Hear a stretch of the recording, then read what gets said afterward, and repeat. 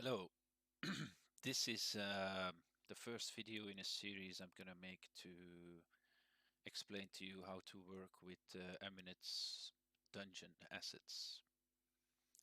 And the first thing we're gonna do is set up a door with a button to open and close it. So as you can see, there's a button in this wall here. I push it, and if I push it again, the door closes.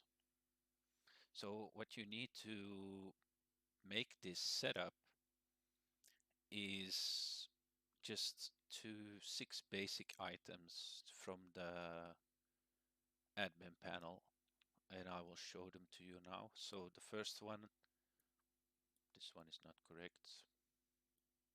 This one you need.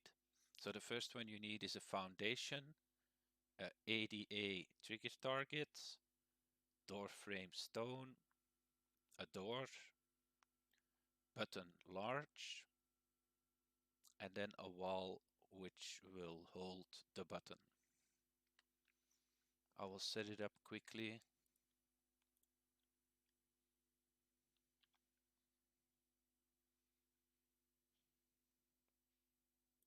Yeah, doesn't matter. I'll just put it there, put the door in there. Then we place the trigger. The best way to go about this is to place the trigger on top of the door like this. Then you place the wall.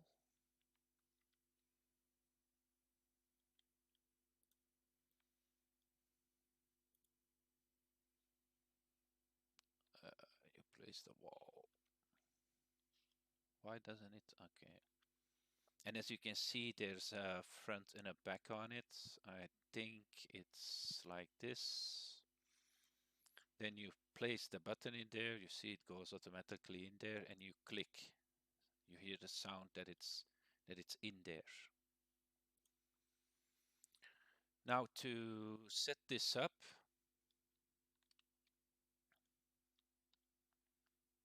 to make the button send a signal to the trigger target, and the trigger target will send a signal to the door to open it.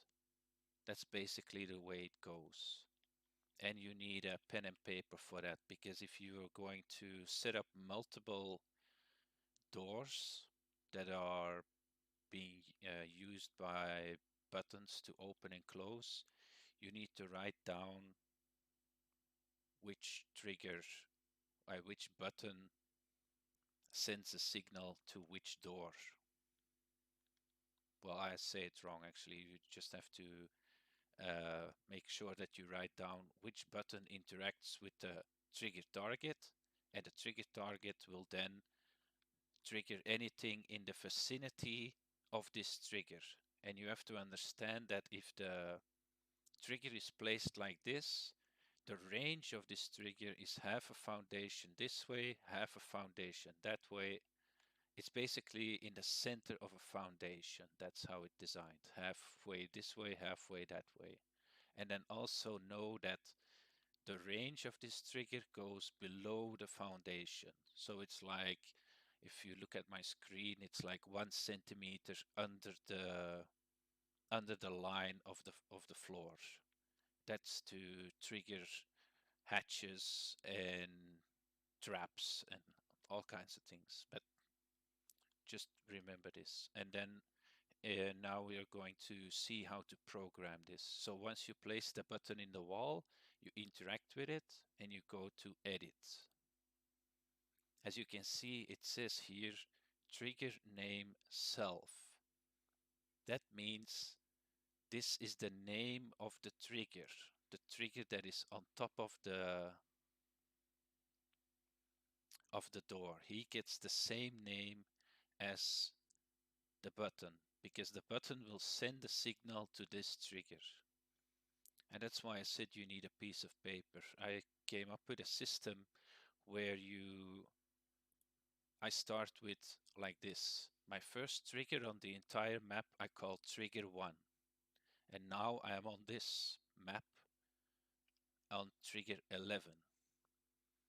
In the trigger value we will explain later, but for the basics, all these values are set, so preset, so you don't have to change anything just to set up a basic door. So you save that, then you go to the trigger target, you interact with it, edit, and as you can see, it has the same name. And you have to be very particular with writing down capital letters, because he will make a difference between a trigger with a capital T named or a trigger with a small t.